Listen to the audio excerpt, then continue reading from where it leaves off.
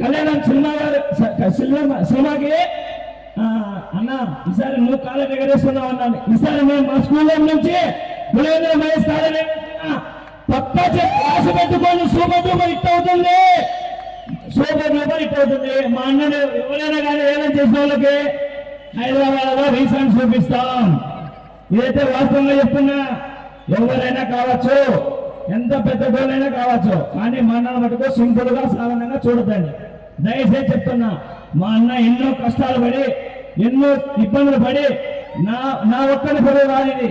నా school life లో ప్రతి ఒక్క ఆర్టిస్ట్ అందరికీ నేను సినిమా రిలీజ్ చేయకపోతే నా ప్రాణాలే పోతాయి.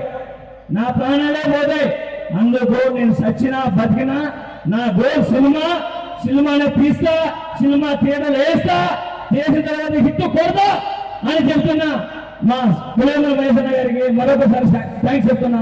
బట్ ఇంకోటేంటంటే హీరో రవితేజ గారు, ఆయన చాలా మాస్, చాలా అంటే ఆయన కృతజ్ఞతలు చెప్తున్నా. ఆయన కొన్ని కారణాల వల్ల రావట్లేదు, సారీ ఏమనుకోదండి.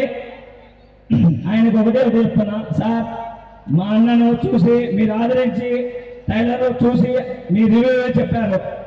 మీరు చెప్పారంటే సినిమా డోపర్ ఇట్టని మాకు ముందే తెలుసు.